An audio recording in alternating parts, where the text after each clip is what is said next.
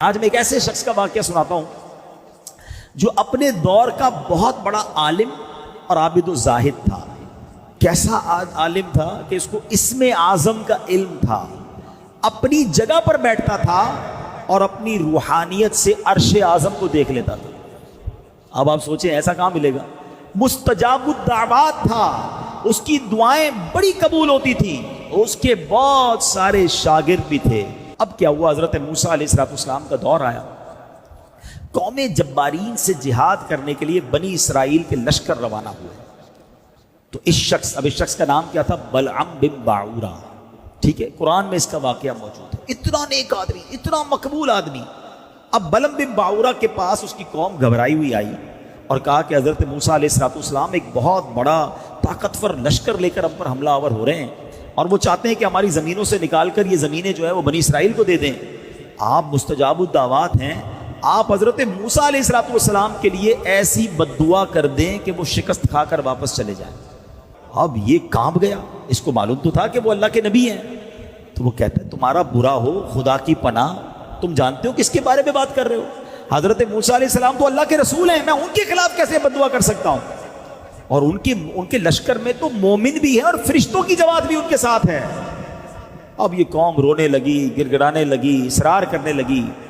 تو اس نے کہا میں چلو استخارہ کر لیتا ہوں، اگر اجازت مل گئی تو پھر دیکھتے ہیں۔ استخارہ کیا تو استخارے میں بھی بد دعا کی اجازت نہ آئی، تو اس نے صاف صاف اپنی قوم کو منع کر دیا اور کہا دیکھو اگر اب میں نے بد دعا کی نا تو میری دنیا بھی برباد ہو جائے گی، میری آخرت بھی برباد ہو جائے گی۔ اس کے بعد اس کی قوم نے کیا کیا؟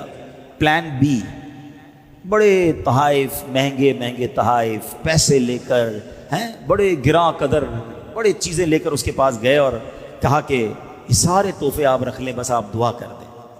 اب حب مال کی محبت یہ آنکھوں پر ایسا پردہ ڈال دیتی ہے کہ جب پیسہ سامنے نظر آتا ہے بندے کو دنیا کی چیزیں نظر آتی ہیں۔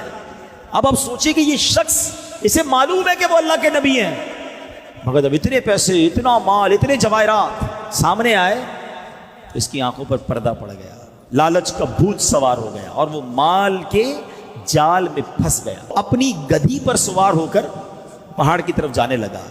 راستے میں بار بار وہ گدھی رک جاتی، مڑ جاتی، آگے نہ چلتی۔ یہ اسے مارتا رہا، آگے بڑھاتا رہا، وہ آگے بڑھتی نہیں تھی۔ اس کو بھی گویا پتہ چل گیا تھا یہ کیا کرنے جا رہا ہے۔ اب اللہ کریم نے اس جانور کو بولنے کی طاقت دی، اور وہ جانور پتہ ہے اس کو بلعم بن باعورہ کو، یعنی ایک انڈیکیشن بھی دیا گیا اسے، ایک آخری وارننگ بھی دی گئی کہ اس جانور نے کہا اے بلعم بن باعورہ تو کدھر جا رہا ہے؟ میرے آگے فرشتے کھڑے ہیں، میرا راستہ روک رہے ہیں، میرا منہ دھکیل رہے ہیں پیچھے کی طرف۔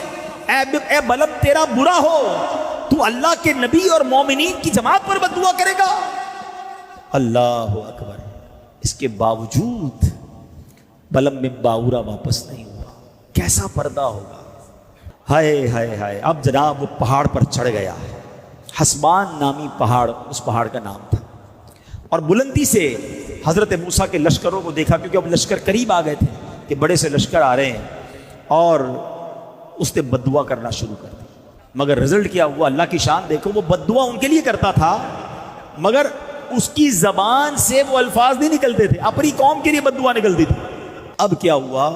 یہ دیکھ کر اس کی قوم نے ٹوکا کہ تم کیا کر رہے ہو؟ تم تو ہمیں ہی بد دعا دے رہے ہو، ہم نے پیسے دیے، ہم نے مال دیا کہ حضرت موسیٰ کے خلاف بد دعا کرو، تم ہمیں ہی بد دعا دے رہے ہو۔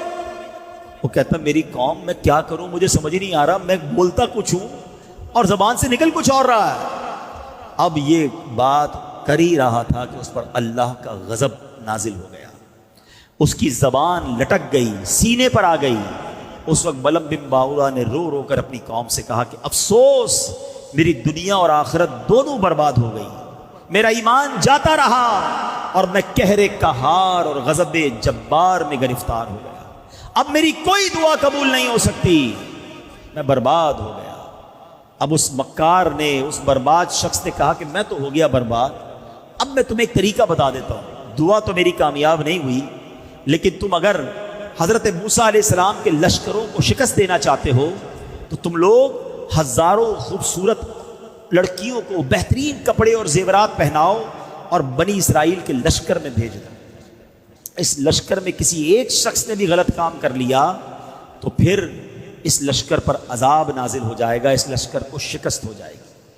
اور ایسا ہی ہوا کہ اس لشکر میں ایک شخص نے برا کام کیا اور وہ لشکر جو ہے اس کے اندر طاعون کا مرض پھیلا، پلیگ جس کو کہتے ہیں، اور گھنٹے بھر میں 70,000 افراد مر گئے اور سارا لشکر تتر بتر ہو کر نامراد واپس آ گیا۔ حضرت موسیٰ علیہ السلام کے قلب پر بڑا افسوس ہوا۔ اب دو بڑی اہم باتیں سمجھنی ہیں۔ مال کی لالچ انسان کو کہاں لے جا سکتی ہے؟ مال کی محبت دل میں ایسی مت داخل ہونے دینا کہ جب آنکھوں پر پردہ آ جائے تو بندہ بہت سارے حرام کام کر جاتا ہے۔ اور دوسری چیز جو اس واقعے سے سیکھنے کو ملی نا، کہ چاہے بہت اچھے کام ہم کر رہے ہوں مگر کبھی کبھی ایک حرام کام، اللہ کی ایک نافرمانی، اس میں ایسی بے برکتی اور نحوست ڈال دیتی ہے کہ سارا کام برباد ہو جاتا ہے۔ آج ہم کہتے ہیں ہماری مہنگائی کمر توڑ رہی ہے، کبھی سیلاب آ جاتا ہے، کبھی زلزلہ آ جاتا ہے، کبھی آگ لگ جاتی ہے، ہر روز بری خبریں کیوں سن رہے ہیں ہم اپنے اعمال بھی تو دیکھیں نا۔ اس میں ایک بندے نے بدکاری کی، پورا لشکر تباہ ہو گیا۔ آج بدکاریوں کے اڈے بن گئے ہمارے ملکوں میں، آج بے حیائی کے کاموں کی یلغار۔ آج بتایا جاتا ہے کہ شراب نوجوان ایسے پی رہا ہے جیسے کولڈ ڈرنک پی جاتی ہے، تو پھر ہم کس بات کا انتظار کر رہے ہیں؟